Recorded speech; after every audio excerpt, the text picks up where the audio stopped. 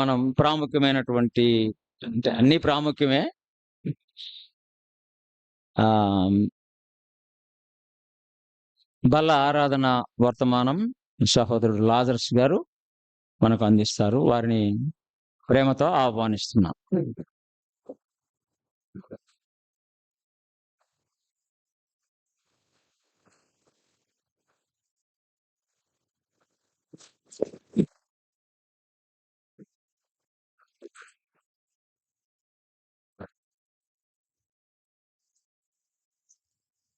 ప్రభువైన యేసుక్రీస్తు వారి నామములో మీ అందరికి కూడా వందనాలు తెలియజేస్తూ ఉన్నాను.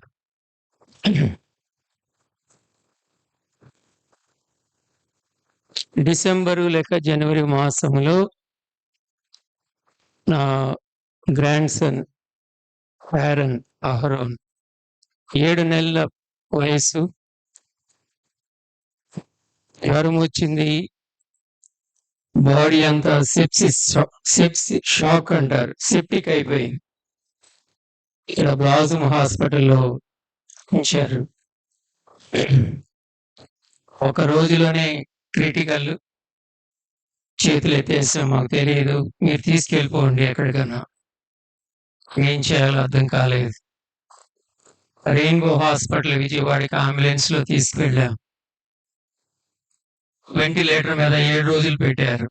7 నెలలు అన్ని ట్యూబ్స్ పెట్టేశారు. ఎన్ఐసిలో పెట్టారు.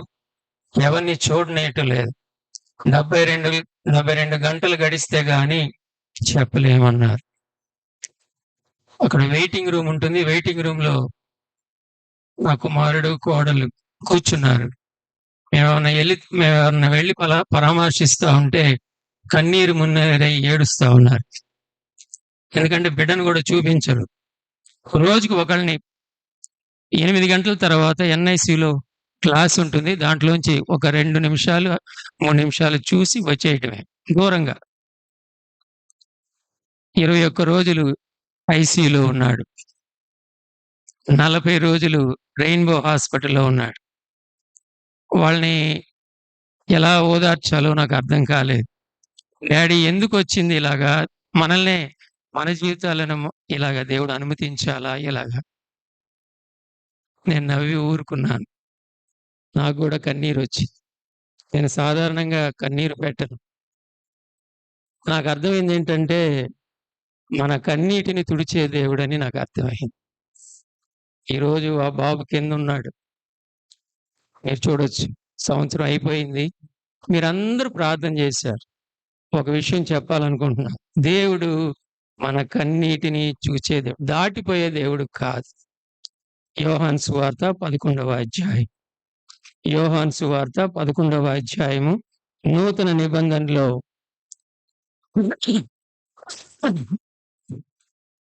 92వ పేజీ.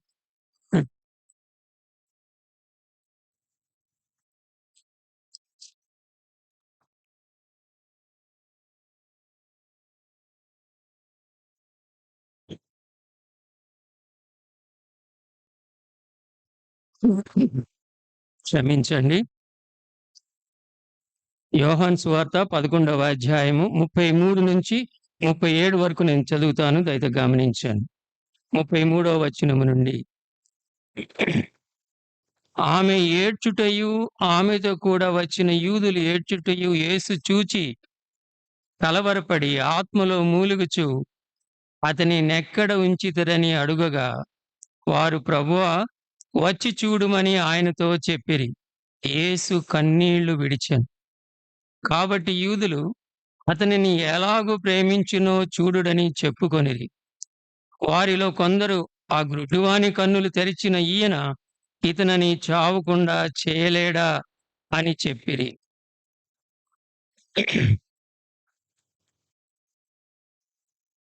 43వ వచనం.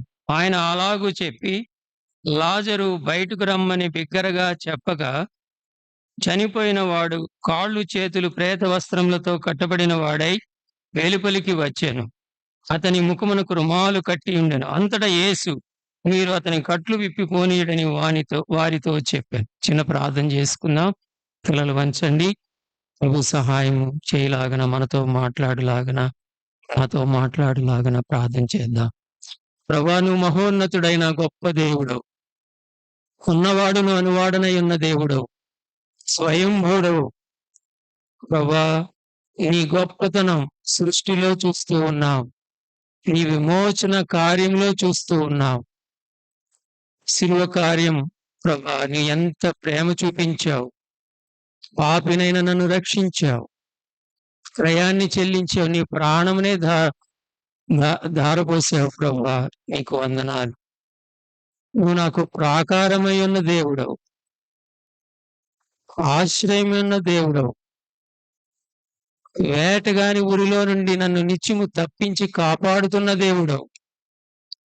తెగులు రాకుండా రక్షిస్తున్న దేవుడవు. నీ రెక్కల చాటున కాక ఇంకెక్కడ భద్రత ఉంది ప్రభువా? పోయే కాలంలో నేను కూడా నిన్ను ఆరాధిస్తూ ఉన్నాను. నీ నామాన్ని కనపరుస్తూ ఉన్నాను. తిరిగి వాక్య భాగానికి వస్తూ ఉన్నాం ప్రభువా. నువ్వు మాట్లాడే దేవుడవు. ఈ మెల్లని చల్లని స్వరం మాకు వినిపించండి. పరిశుద్ధాత్మదేవ, మమ్మల్ని దర్శించండి. మా ఎడల నీకు ఎంత ప్రేమ, ఎంత కరుణ, ఎంత వాత్సల్యత.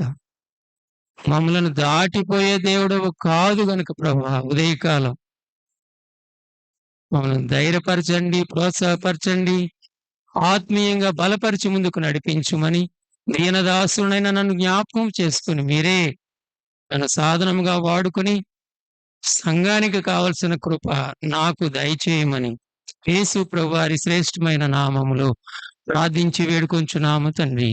ఆమేన్. ఈ యొక్క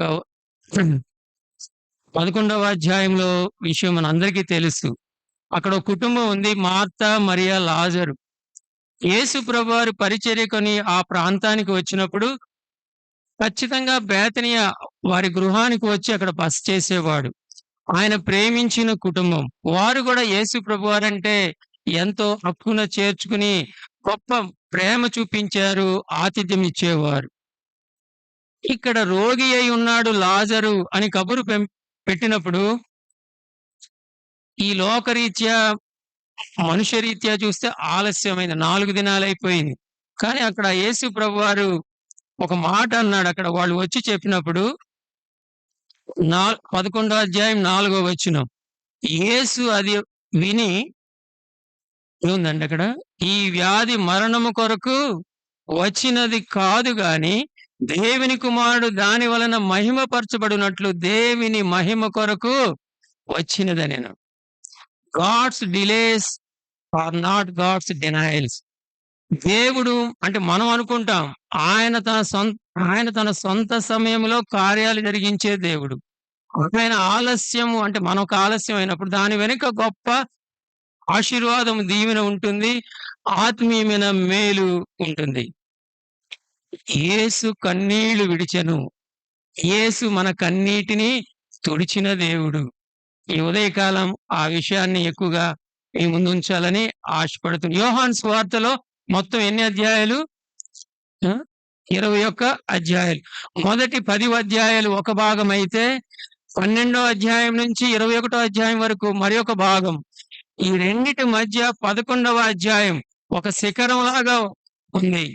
ఎందుకంటే 11వ అధ్యాయంలో యేసు ప్రభువారు ఏమైతే చెప్పాడో దానిని నెరవేర్చాడు. ఆయన ఏం చెప్పాడు కదా? నేనే పునరుద్ధానమును జీవము నేనే, నా యందు విశ్వాసం ఉంచువాడు చనిపోయినను 25వ వచనం బ్రతుకును, బ్రతికి నా యందు విశ్వాసం ఉంచు ప్రతివాడును ఎన్నటికి చనిపోడు. కాబట్టి ఈ అధ్యాయం చాలా ప్రాముఖ్యమైనది. ఎవరు రాశారు ఈ అధ్యాయం అండి? ఎవరు రాశారు? యోహాను సువార్త. యోహాను యేసు ప్రభువారి శిష్యుడు, ఆయన ప్రేమించిన శిష్యుడు, ఆయన రొమ్మున ఆనుకొనున్న శిష్యుడు. కానీ యోహాను భక్తుడు ఎన్ని పుస్తకాలు రాశాడండి? ఎన్ని గ్రంథాలు రాశాడు?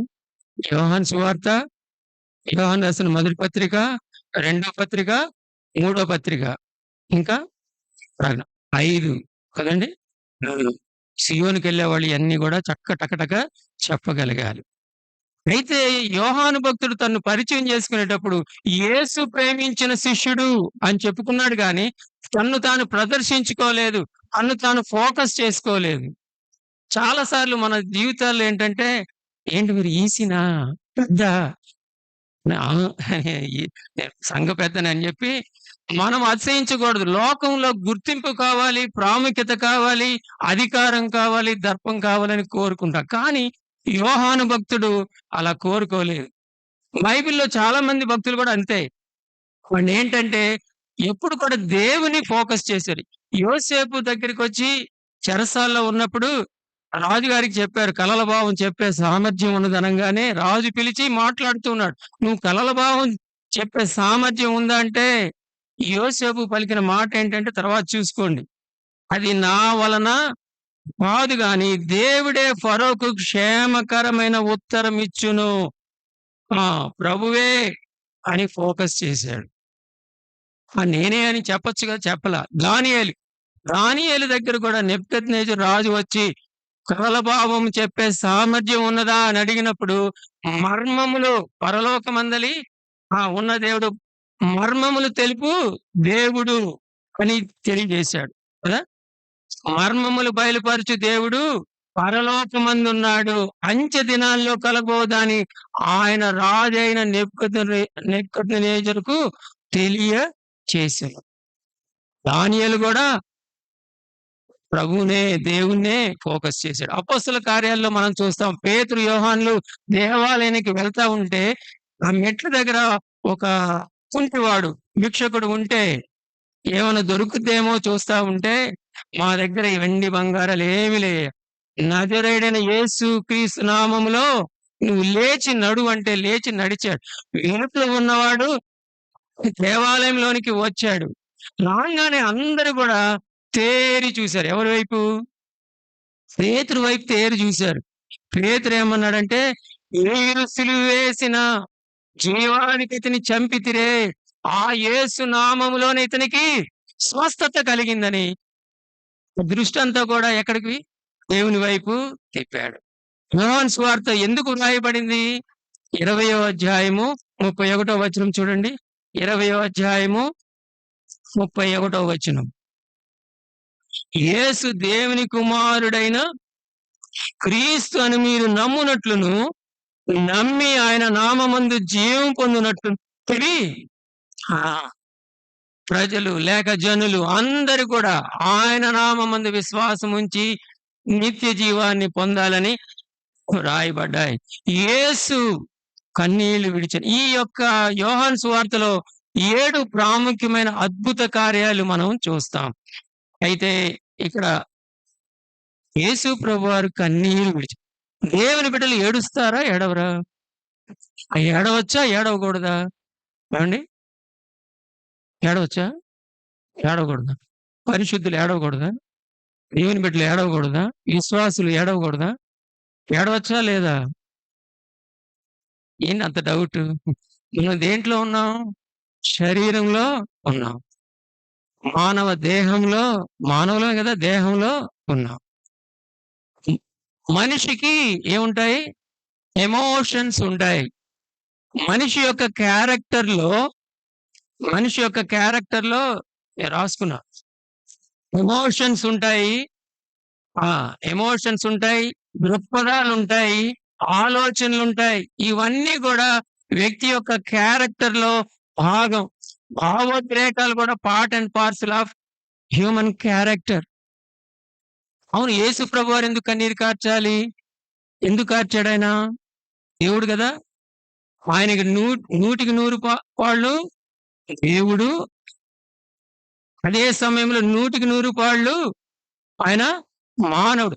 దైవత్వం, మానవత్వం ఈ 2 కూడా యోహాను సువార్తలో చాలా ప్రస్ఫుటంగా చూస్తాం. అందుకనే ఆయన శరీరంలో ఉన్నాడు గనుక కన్నీళ్లు విడిచాడు కదండి. భావోద్రేకాలు బిలీవర్‌కి ఉంటాయా? ఉండవా? ఉంటాయి. ఉంటాయా? ఉండవా? ఇంకా డౌటా? ఉంటాయి. ఎప్పుడు ఏడవలేదా మీరు? మీకు బాగా ప్రేమించిన వాళ్ళు చనిపోయినప్పుడు, చాలా భయంకరమైన పరిస్థితి ఇచ్చినప్పుడు కన్నీరు రాదా మీకు? ఎమోషన్స్ రావా? రాతి హృదయమా? కాదు. కదండీ! ఆ! అంటే ఎమోషన్స్, ఆందోళన చెందటం, చింతపడిపోవటం, కోపం, భయపడిపోవటం, కన్నీరు పర్యంతం, ఆనందం వస్తే పట్టుకోలేమన్న అతన్ని అంటారు. ఇవన్నీ నేచురల్ ఇన్‌స్టింక్ట్స్ అంటారు. సహజ ప్రవృత్తి. అయితే భావోద్రేకాలకు నిలయం ఏంటంటే హృదయం. బిలీవర్ కన్నీరు మున్నీరైపోయే పరిస్థితి మాకే వచ్చింది.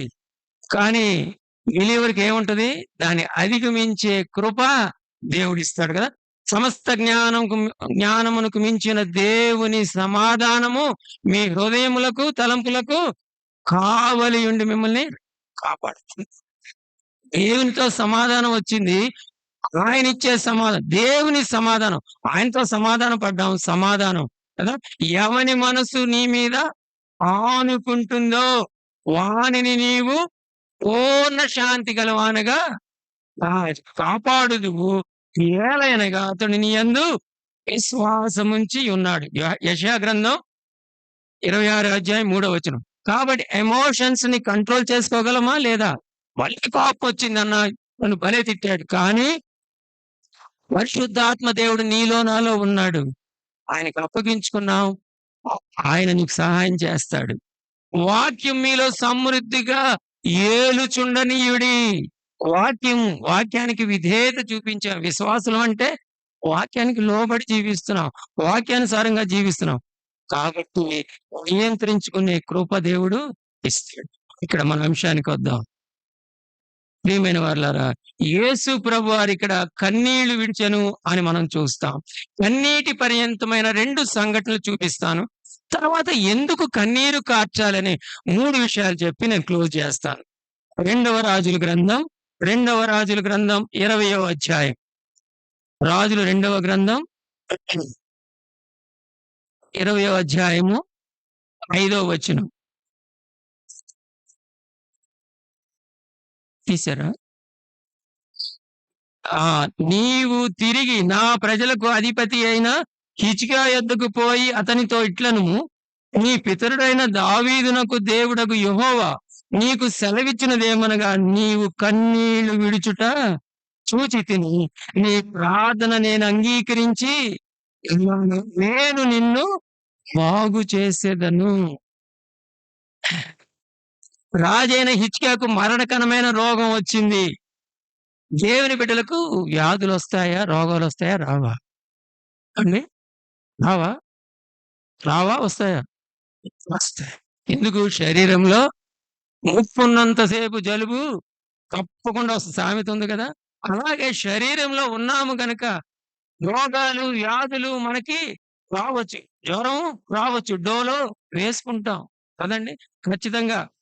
ఇక్కడ ప్రవక్త అయిన ఎలీషా కూడా మరణకరమైన రోగం వచ్చింది. భక్తులకి వచ్చాయి.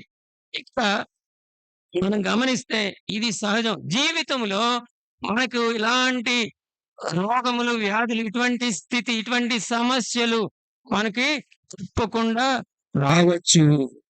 నేను భయపెట్టాలన్నట్లు వస్తాయి. ఒక్కోసారి వస్తాయి. జ్వరం రాదా? వస్తుంది.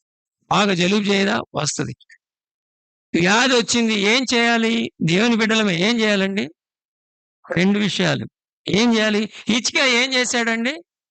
నువ్వు మరణమగుచున్నావు, నీ ఇంటిని బాగు చేసుకో అంటే, ప్రభువా నేను ఏ విధంగా యథార్థంగా నడుచుకున్నానో నేను ఏమి చూపించట్లా. 20వ అధ్యాయం. యథార్థ హృదయుడనై సత్యముతో నీ సన్నిధిని నేనెట్లు నడుచుకొంటినో నీ దృష్టికి అనుకూలముగా సమస్తమును నేనెట్లు జరిగించిన కృపతో జ్ఞాపకము చేసుకోమని హిజ్కియా కన్నీళ్లు విడిచుచు యెహోవాను ప్రార్థించి. మొట్టమొదటిగా రోగం గాని వ్యాధి వస్తే ఎవరిని ఆశ్రయించాలి? ఎవరి వైపు చూడాలి? ఏమండి? ఆయన పరమ వైద్యుడు, ఆయన అవయవ నిర్మాణకుడు, స్వస్థపరిచే దేవుడు. ఆయన ఆశ్రయించాలి, ఆయన వైపు చూడాలి. రెండవదిగా హిజ్కియా ఏం చేశాడంటే 7వ వచనం, 20వ అధ్యాయం 7వ వచనం. మిమ్మట యెషయా అంజూరపు పండ్ల ముద్ద తీసి తెప్పించుడని చెప్పగా వారు దాని తెచ్చి కురుపు మీద వేసిన తర్వాత అతడు హిజ్కియా ఏం చేశాడు? తర్వాత చికిత్స చేయించుకున్నాడు, వైద్యం చేయించుకున్నాడు. ఏందన్నా బిలీవర్స్ మనం ఏందన్నా విశ్వాసినన్నా నా గొప్ప విశ్వాసం నిజమే. వైద్యాన్ని, వైద్య శాస్త్రాన్ని, సైంటిస్టుల్ని, ఈ మందుల్ని ఏర్పరిచిన వాడు, ఈ వెసులుబాటు కల్పించింది ఎవరు? దేవుడు. మొండిగా కొంతమంది టాబ్లెట్ వేసుకోరు, ట్రీట్మెంట్ తీసుకోరు. నిజమే, దేవుని ప్రార్థన చేయాలి, దేవుడు బాగు చేయాలి. అయితే అదే సమయంలో మనం ఏం చేయాలి? దేవుడు కల్పించిన విధానం, దేవుడు ఏర్పరిచాడు. డాక్టర్ దగ్గరికి వెళ్లి చికిత్స చేయించుకోవాలి. ఇక్కడ ఏం చేశారు? అంజూరు పట్లు అది తీసుకుని వచ్చి ఆ కురుపు మీద వేస్తే బాగయింది. ప్రియ సహోదరుడా, వైద్యాన్ని ఒక రాజు ఏం చేశాడంటే, 2వ దినవృత్తాంతములు 16వ అధ్యాయం 12వ వచనంలో ఆసా రాజు ఏం చేశాడంటే, 16వ అధ్యాయం 12వ వచనం, 2వ దినవృత్తాంతములు.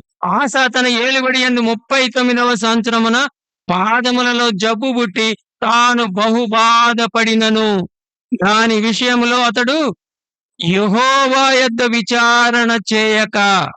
గమనించండి, వైద్యులను ముందు ఎవరి దగ్గరికి వెళ్ళాలి? ఎవరిని? మాకొచ్చిందండి. మా మనవడికి చాలా భయంకరంగా వచ్చింది. హోప్‌లెస్ కండిషన్ అన్నారు. బతకడని చెప్పారు. నా దగ్గరకొచ్చి నన్ను పలకరించినోళ్ళు, "అన్న నమ్మకం అయితే కుదరట్లేదన్న" అని చెప్పారు నాకు. ఎవరి వైపు చూసాం? మనమంతా, సంఘం అంతా కూడా ప్రార్థన చేసింది. దేవుని వైపు చూసాం. ముందు దేవుడే ఇది చేయాలి మనం. హైదరాబాద్ తీసుకెళ్తానికి సమయం లేదు. నిమిషాల్లో జరిగిపోవాలి. కానీ ఆ వెసులుబాటు మేము వెంటనే రెయిన్‌బో హాస్పిటల్‌కెళ్ళాలని కృప మనకి ఎవరు ఇచ్చారు? దేవుడే ఇచ్చాడది. ఆ ఏర్పాటు, వెసులుబాటు దేవుడే కల్పించాడు మాకు. ప్రార్థన చేశాం. వెంటనే ప్రొసీడ్ అయ్యాం. ప్రియ సహోదరుడా, ఆసా ఏం చేశాడంటే, నువ్వు దేవుని ఆశ్రయించక, దేవుని వైపు చూడక, దేవుని ప్రార్థన చేయలేదు. వైద్యుని ఆశ్రయించాడు. తను పోగొట్టుకున్నాడు ఆరోగ్యాన్ని. ప్రభువు వెంట ఎవరున్నారో తెలుసా? శిష్యుల్లో లూకా అనే వైద్యుడు కూడా ఉన్నాడు. కాబట్టి వైద్యాన్ని నిర్లక్ష్యం చేయకూడదు. యాకోబు పత్రిక చూడండి ఒకసారి. యాకోబు పత్రిక 5వ అధ్యాయము 14వ వచనం. యాకోబు పత్రిక 5వ అధ్యాయము 14వ వచనం. మీలో ఎవడైనను రోగి అయి ఉన్నాడా? అతడు సంఘపు పెద్దలను పిలిపింపవలెను. వారు ప్రభువు నామమున అతనికి నూనె రాచి అతని కొరకు ప్రార్థన చేయవలెను. విశ్వాస సహితమైన ప్రార్థన రోగిని స్వస్థపరుచును, ప్రభు అతని లేపును. ప్రియ సహోదరుడా, వాట్సాప్ లో బ్రెయిన్ ఆపరేషన్ అవుతుంది, ఫలానా వాళ్ళకి అటాక్ వచ్చింది, హార్ట్ అటాక్ అని. తర్వాత ఎందుకు పెడుతున్నామో తెలుసా? ప్రార్థన చేస్తాం. ప్రార్థన, విశ్వాస సహితమైన ప్రార్థన రోగిని. సంఘంలో ఎవరికైనా బాలేదనుకోండి, మనం ఒక సంఘం అనే శరీరంలో అవయవాలుగా ఉన్నాం. బాలేదని తెలిసినప్పుడు పెద్దలు ఎందుకు హౌస్ విజిటింగ్ వస్తారంటే, వారి యొక్క సమస్యలు గాని, వారి యొక్క కష్టాలు ఏదైనా ఉన్నప్పుడు వచ్చి ప్రార్థన చేస్తారు, ధైర్యం ఇస్తారు, ప్రోత్సాహం ఇస్తారు. ప్రార్థన చేసినప్పుడు రోగి అయితే అతడు స్వస్థపరచబడతాడని. అది బిబ్లికల్ వాక్యానుసారం. మనం ఒకరినొకరు మనము అవయవాలుగా ఉన్నాం. ఒకరికొకరు మనము సంబంధం కలిగి ఉన్నాం, బాంధవ్యం కలిగి ఉన్నాం. కాబట్టి పట్టించుకుంటాం. సంఘ ప్రార్థన ఎంతో ఎంతో బలమైనది, శక్తివంతమైనది కదా. మత్తయి సువార్త 18వ అధ్యాయం 18వ వచనం. సంఘ ప్రార్థన గురించి యేసు ప్రభువారే పలికిన మాట మనం చూస్తాం. చూడండి ఒకసారి. మత్తయి సువార్త 18వ అధ్యాయం 18వ వచనం. భూమి మీద మీరు వేటిని బంధింతురో అవి పరలోకమందును బంధింపబడును. భూమి మీద మీరు వేటిని విప్పుదురో అవి పరలోకమందును విప్పబడునని మీతో నిశ్చయముగా చెప్పుచున్నాను. మరియు మీలో ఇద్దరు తాము వేడుకొని దేనిని గూర్చి అయినను భూమి మీద ఏకీభవించిన యెడల అది పరలోకమందును నా తండ్రి వలన వారికి మీ ఏలైనగా ఇద్దరు ముగ్గురు నా నామమున ఎక్కడ కూడి ఉందరో అక్కడ నేను వారి మధ్యన ఉందునని చెప్పాను. సంఘ ప్రార్థనకి, ప్రేయర్ సెల్ కి రమ్మంటే మనకి ఆసక్తి రావటం లేదు. ప్రియ సహోదరుడా, సంఘ ప్రార్థన, ఉమ్మడి ఉపవాస ప్రార్థన అని చెప్తాం. ఆ ప్రార్థనకు వచ్చే వాళ్ళకే తెలుస్తుంది, కానీ దాని విలువ మిగతా వాళ్ళకి తెలియట్లేదు. ఇక్కడ హిజ్కియా కన్నీటితో ప్రార్థన చేశాడు. ఆయన కన్నీటిని చూచాడు, కన్నీటిని తుడిచిన దేవుడు. హిజ్కియాకి 15 సంవత్సరాల ఆయుష్ను మరలా ఇచ్చాడు. కన్నీటిని విడవటం అంటే నా ఉద్దేశం అంటే యథార్థవంతుల ప్రార్థన ఆయనకు ఆనందము. సామెతల గ్రంథం 15వ అధ్యాయం 8వ వచనం. రెండో భాగం. యథార్థవంతుల ప్రార్థన ఆయనకు ఆనందకరము. ఉందా లేదా చూడండి ఒకసారి. కల్మషము లేకుండా యథార్థంగా ఉండేవాళ్ళకు నిజంగా ప్రార్థన చేస్తే, అందుకని హిజ్కియా నేను యథార్థ హృదయుడనై నేను ఎలాగ జీవించానో నన్ను జ్ఞాపకం చేసుకో ప్రభు. నీకు తెలుసు ప్రభు నేను ఎలా జీవించాను యథార్థంగా. కన్నీటి పర్యంతమయ్యాడు. కన్నీళ్ళు సమస్యలు వచ్చినప్పుడు కదా, సమస్యలు వచ్చినప్పుడు ఆయన మన కన్నీటిని తుడిచే దేవుడు. తుడిచే దేవుడు. ప్రియ సహోదరుడా, రెండో అంశం చూద్దాం. రెండో అంశం, ఎలాంటి సమస్యలు వచ్చినా అరే వాళ్ళ దగ్గరికి వీళ్ళ దగ్గరికి వెళ్ళి నీ గోడు వినిపించచ్చు, నీకు కాదంటలేదు. దానికంటే ముందు ప్రభు పాదాల దగ్గరికి వచ్చి ఆయన దగ్గర నీ గోడు వినిపించుకుంటే, నా గోడు వినిపించుకుంటే, ఆయన మన కన్నీటిని తుడిచే దేవుడు, మన సమస్యలను ఆయన తీర్చే దేవుడు, మన రోగములను మన వ్యాధులను బాగు చేసే దేవుడు. రెండవదిగా మనం చూస్తే లూకాసు వార్త 7వ అధ్యాయం. లూకాసు వార్త 7వ అధ్యాయం 13వ వచనం. ప్రభు ఆమెను చూచి ఆమె యందు కనికరపడి ఏడవవద్దని ఆమెతో చెప్పి దగ్గరకు వచ్చి పాడెను ముట్టగా మోయిచున్న వారు నిలిచిరి. ఆయన చిన్నవాడా లెమ్మని నీతో చెప్పుచున్నాననగా ఆ చనిపోయిన వాడు లేచి కూర్చుండి మాటలాడసాగెను. నాయీను విధవరాలు, భర్త లేడు, ఒక్కగానొక్క కుమారుడు చనిపోయాడు, చాలా ఏడుస్తా ఉంది. ఆ గవిని బయటికి తీసుకొచ్చారు పాడెను మోసుకుంటూ. దానికి ఎదురుగుండా ఎవరొచ్చారు? యేసు ప్రభువారు వచ్చి అక్కడ కదా, శవానికి ఎదురుగా చాలా మంది వెళ్ళటానికి ఇష్టపడరు. మనం ఎవరం ఏమండి, అమ్మా శవం అంటారా, పక్కకి వెళ్ళిపోతారు. మనకు లేవయ్య అంటుంది. మనకి ఆచారాలు లేవు, వ్యవహారాలు లేవు, సాంప్రదాయాలు లేవు, ఇవన్నీ లేవు. మనకు ప్రభువే. వాస్తు లేదు. ప్రియ సహోదరుడు, బిలీవర్స్ గురించి విశ్వాసులు అని చెప్పుకుంటున్నా, నా వాస్తు సరిలేదన్నా, హెడేక్ వస్తుంది నాకు, ఈ ఎడం వైపు అంతా జాలు వస్తుంది, వాస్తు వల్ల రాదు అది. ప్రియ సహోదరుడు, దేవుని బిడ్డలం మనం. ఆయనే మనకు ఆశ్రయం. ఆయన నీడలో, ఆయన రెక్కల చాటున మనకి కాపుదల, భద్రత. కాబట్టి యేసు ప్రభువారు ఎదురుగా వచ్చి అక్కడ పాడెను ముట్టగా ఏడుస్తా ఉన్నారు, విలపిస్తా ఉంది, చాలా ఏడుస్తా ఉంది. ఒక్కగానొక్క కొడుకు చనిపోయాడు. ఏడుస్తా ఉంటే ఆమెను చూచి ఆగిపోయాడు. కనికరపడి, ఆయన కనికర సంపన్నుడు. ఆయన మన కన్నీటిని తుడిచే దేవుడు, మనల్ని దాటి వెళ్ళిపోయే దేవుడు కాదు. ప్రియ సోదరి, ఉదయకాలం గుర్తుపెట్టుకు. ఒకవేళ ఇక్కడ వచ్చిన వాళ్ళు ఎవరు ఏ బాధల్లో ఉన్నారో, ఒకవేళ కొంతమంది కష్టాల్లో ఉన్నారో, ఎవరితో చెప్పుకోలేని పరిస్థితిలో ఉన్నారేమో, కానీ నీ కన్నీటిని తుడిచే దేవుడు, మన కన్నీటిని, మన ప్రతి బాష్ప బిందువుని తుడిచే దేవుడు. చూడండి ఒకసారి ప్రకటన గ్రంథం 21వ అధ్యాయం. ప్రకటన గ్రంథం 21వ అధ్యాయం 3వ వచనం. అప్పుడు ఇదిగో దేవుని నివాసం మనుషులతో కూడా ఉన్నది, ఆయన వారితో కాపురముండును, ఆయన ప్రజలయుందురు. దేవుడు తానే వారి దేవుడై ఉండి వారికి తోడయుండును. ఆయన వారి కన్నుల ప్రతి బాష్ప బిందువును తుడిచివేయును. మరణం ఇక ఉండదు, దుఃఖమైనను ఏడ్పైనను వేదనైన ఇక ఉండదు. మొదటి సంగతులు గతించిపోయాను అని సింహాసనంలో నుండి వచ్చిన గొప్ప స్వరం చెప్పుట మన కన్నీటిని తుడిచే దేవుడు. ప్రియ సహోదరుడా, చెందుతున్నావా? ఇక్కడ నాయీను విధవరాలి కుమార్తెను ఆయన లేపిన దేవుడు, చనిపోయిన కుమారుని బ్రతికించిన దేవుడు మన దేవుడు కదా. నేనే పునరుద్ధానమును జీవమునై ఉన్నా అని చెప్పాడు. ఆ చిన్నవాడిని లెమ్మని నీతో చెప్పుచున్నాననగా ఆ చనిపోయిన వాడు లేచి కూర్చుండి మాట్లాడసాగాడు. ఆయన అతని తల్లికి అప్పగించెను. 12వ వచనం చూడండి ఒకసారి. ఆ 7వ అధ్యాయంలోని 12వ వచనం ఉంది చూడండి. 7వ 7వ అధ్యాయం 12వ వచనం. ఆయన ఊరి గవిని యొద్దకు వచ్చినప్పుడు చనిపోయిన ఒకడు వెలుపలికి మోసుకొని పోబడుచుండెను. అతని తల్లికి అతడొక్కడే కుమారుడు. ఆమె విధవర. ఆ ఊరి జనులు అనేకులు, గమనించారా? ఆ ఊరి జనులు అనేకులు ఆమెతో కూడా, నిజమే, మనతో పాటు చాలా మంది ఉండొచ్చు.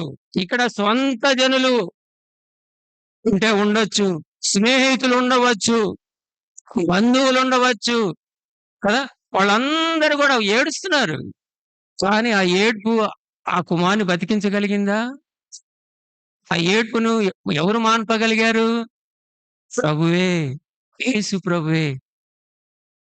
సమాధి లాంటి పరిస్థితులొచ్చినా సరే, క్లిష్టతరమైన పరిస్థితులొచ్చినా సరే, మరణాంతకరమైన పరిస్థితులొచ్చినా సరే, నా అక్కకి క్యాన్సర్ అన్నా, బ్రెయిన్ ట్యూమర్ అన్నా, అయినా గాని మన ప్రభువు చనిపోయిన వారిని సైతము లేపగలిగిన దేవుడు.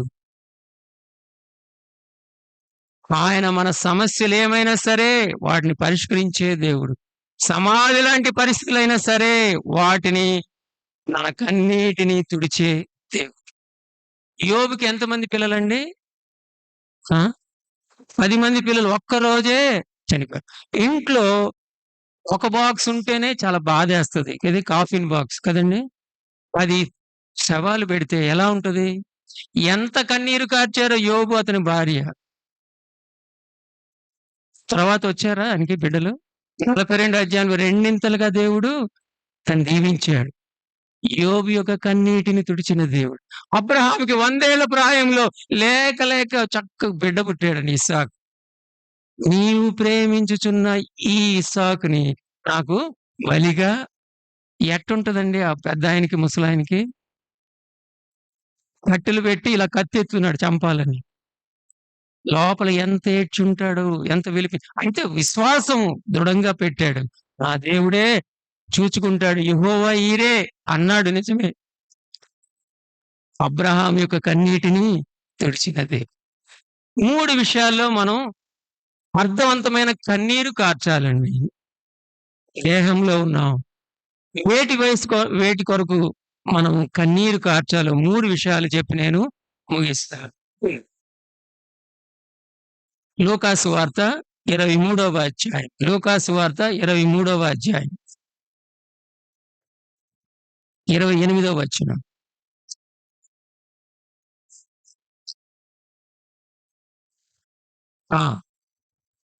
గొప్ప జన సమూహమును ఆయన గూర్చి రొమ్ము కొట్టుకొనుచు దుఃఖించుచున్న చాలా మంది స్త్రీలను ఆయనను వెంబడించిరి. యేసు వారి వైపు తిరిగి, యెరూషలేము కుమార్తెలారా, నా నిమిత్తము ఏడవకుడి, మీ నిమిత్తమును మీ పిల్లల నిమిత్తమును ఏడ్వుడి. యేసు ప్రభువుని సిలువ వేయటానికి తీసుకుని వెళ్తున్నారు. ఆయన్ని సిలువకు అప్పగించారు. ఆ క్రాస్ ని, ఆ మురానుని, చాలా బరువది. దాన్ని మోసుకొని వీధుల్లో వెళ్తా ఉంటే వాళ్ళందరూ రొమ్ము కొట్టుకుంటూ, ఛాతి కొట్టుకుంటూ ఏడుస్తా ఉన్నారు అక్కడున్న స్త్రీలు. ఆయన అన్న మాట ఏంటంటే, యెరూషలేము కుమార్తెలారా, నా నిమిత్తం ఏడవకండి, మీ నిమిత్తమును మీ పసిపిల్లల నిమిత్తమును ఏడవండి. మనం ఎవరి కోసం కన్నీరు కార్చాలో తెలుసా? మన ఇంటి వారి కొరకు, మన బిడ్డల కొరకు, మన కుటుంబీకుల కొరకు మనం ఏడవాలి. ఇంటి వారి కొరకు మనం ఏడవాలి, ప్రార్థన చేయాలి. ప్రియ సహోదరుడా, పిల్లల కొరకు ఎంత భారం ఉంది, ఎంత బాధ్యత ఉంది.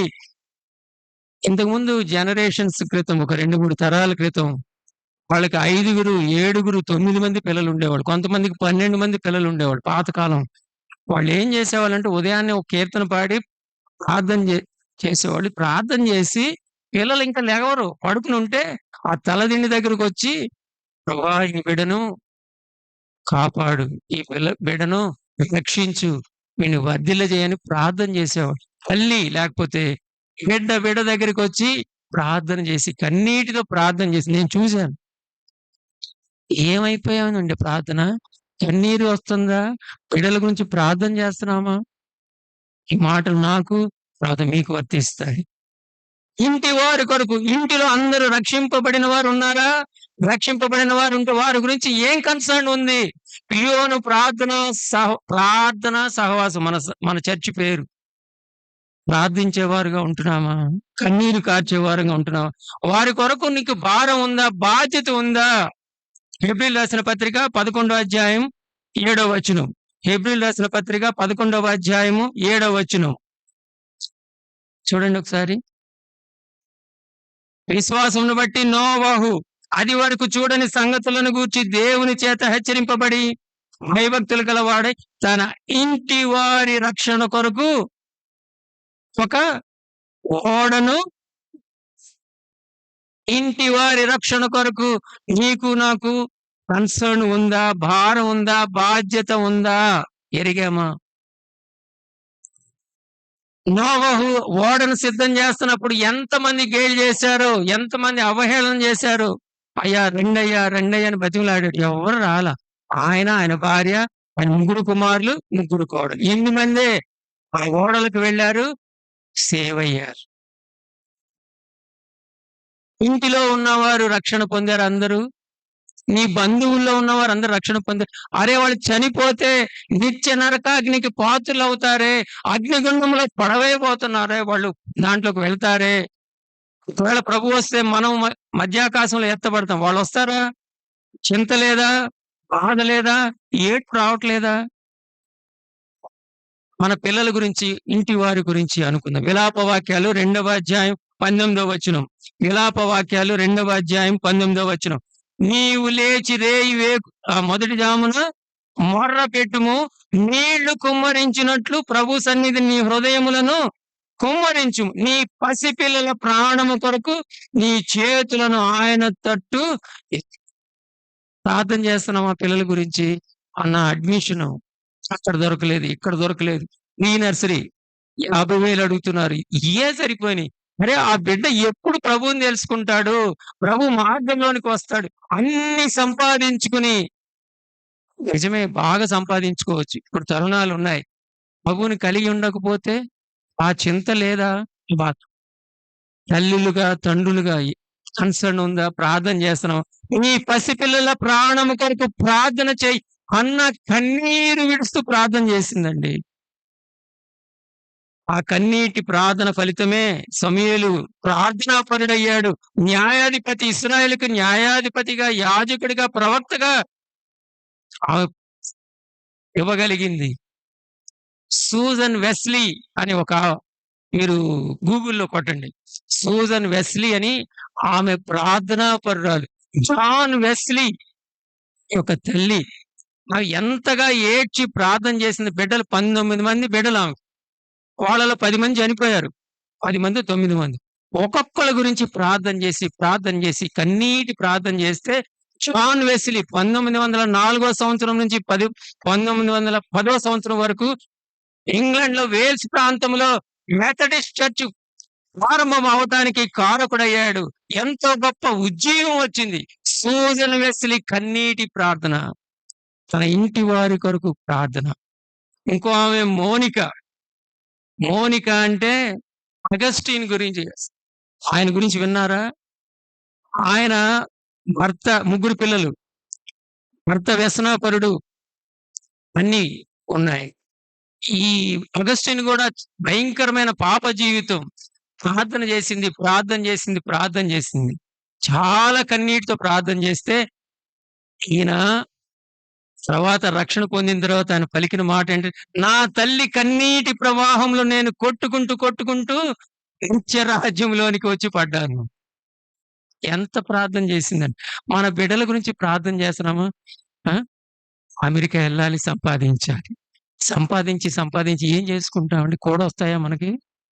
సంపాదించుకోవడం తప్పు లేదు, కానీ మన ఇంటెన్షన్ ఏంటి? మన ఉద్దేశం ఏంటి? బిడ్డల గురించి సెయింట్ అగస్టిన్ గా అయ్యాడు. గొప్ప సేవ చేశాడు.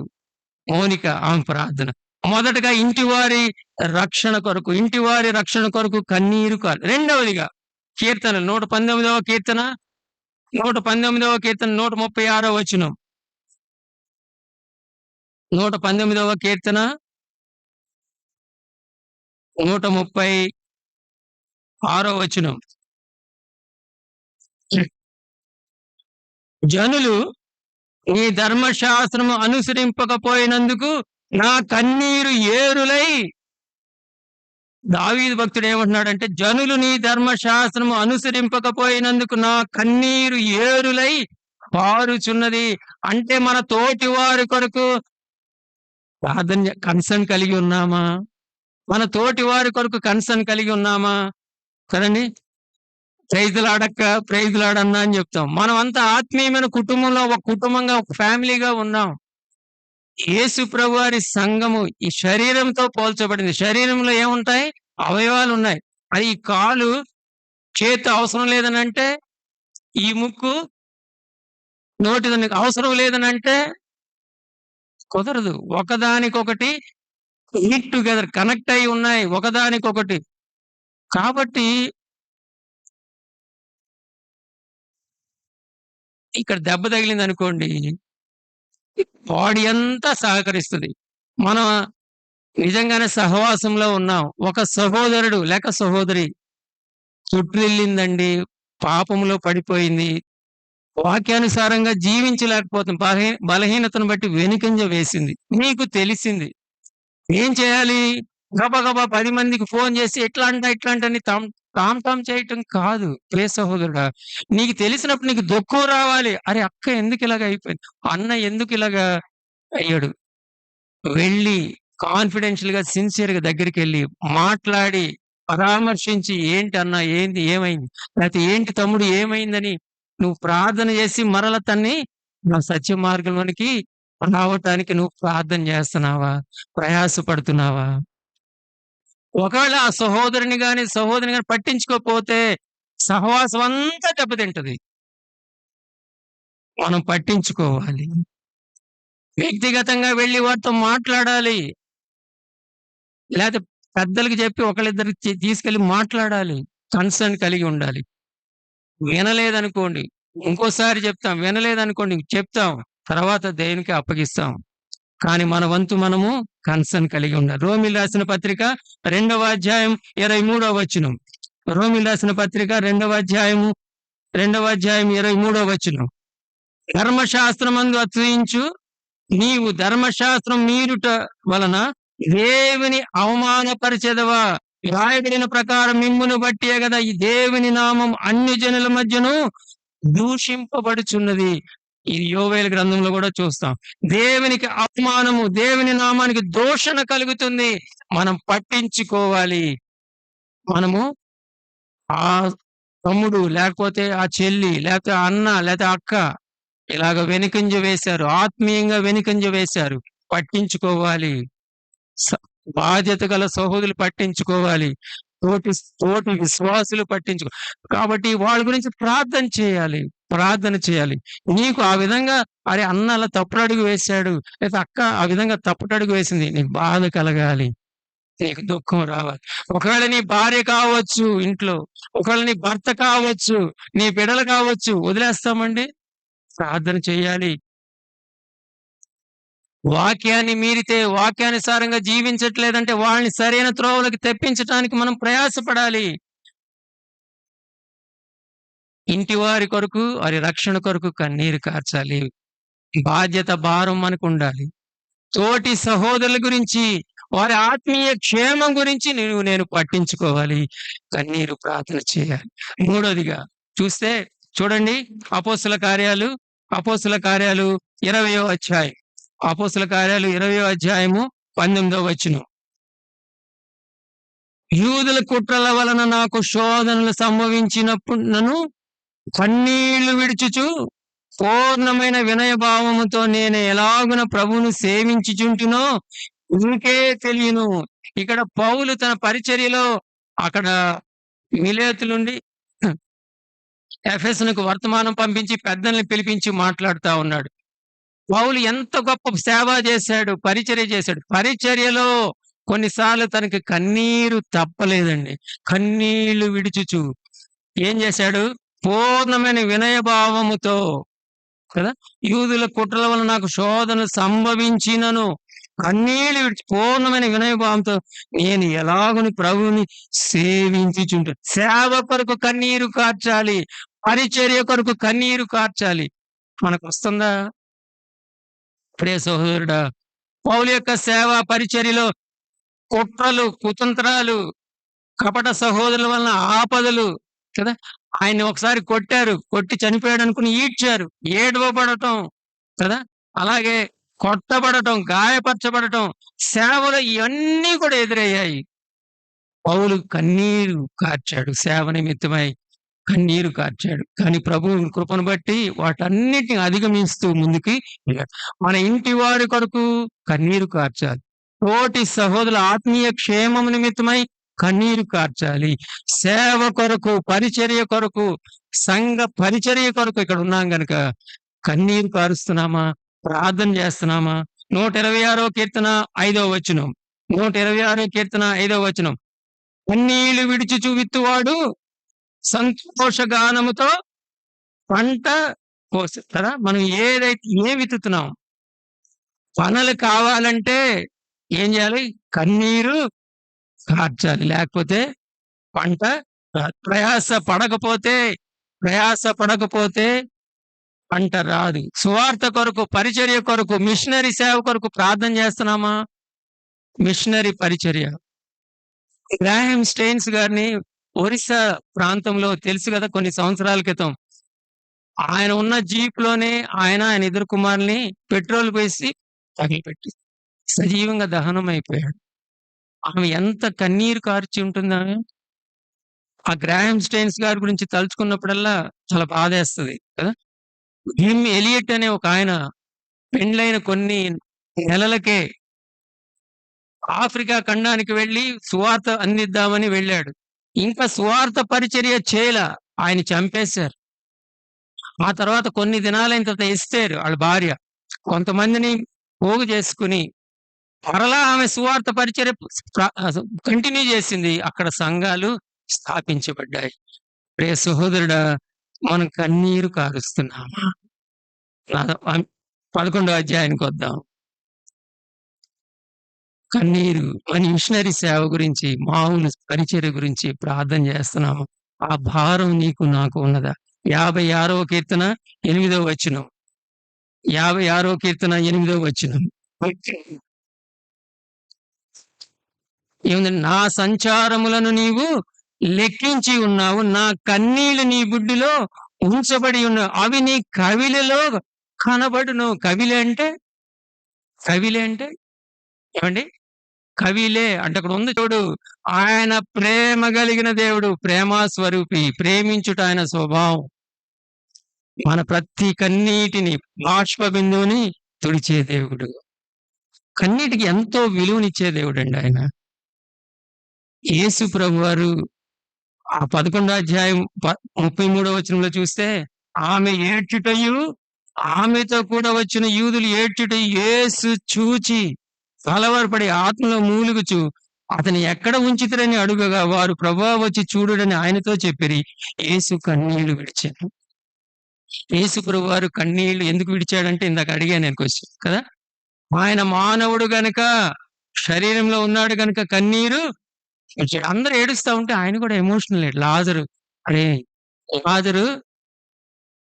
కదా, ఆయన స్నేహితుడు అని కూడా పేరు పెట్టి ఇక్కడ ఉంది వాక్యంలో. రెండోదిగా ఎందుకు ఏడ్చాడంటే ఆయన మనతో ఐడెంటిఫై చేసుకున్నాడు కదా. చూడండి ఒకసారి హెబ్రీయులకు రాసిన పత్రిక 4వ అధ్యాయం 15వ వచనం, 4వ అధ్యాయం 15వ వచనం.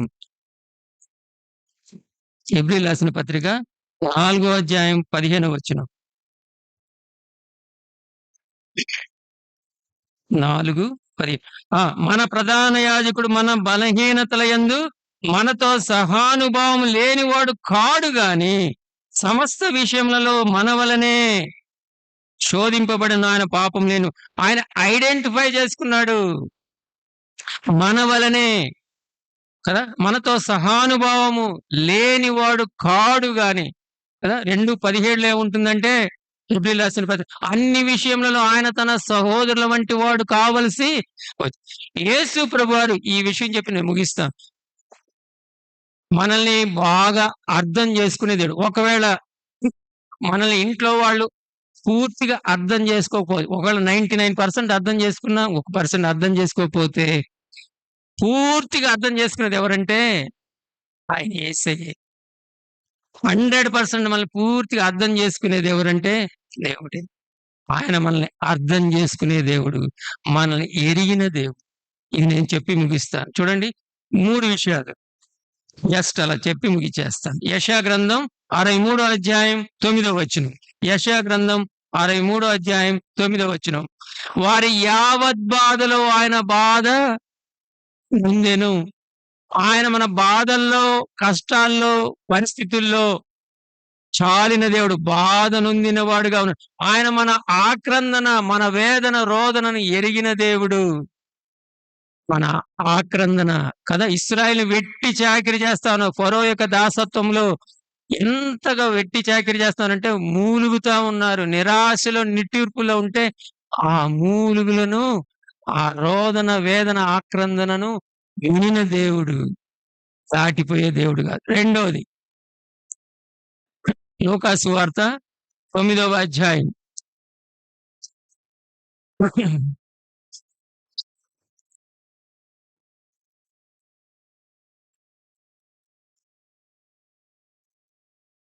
తొమ్మిదవ అధ్యాయము అయితే మత్తయి సువార్త 14:16. మత్తయి సువార్త 14:16 చూడండి ఒకసారి. యేసు ప్రభువారు ఆయన పరిచర్యలో ఆ కొండ ప్రాంతంలో ఆయన అనేకుల్ని బాగు చేస్తా ఉన్నారు. గుంపులు గుంపులుగా జనసమూహాలు వస్తా ఉన్నారు. ప్రొద్దు గుంగిపోయింది.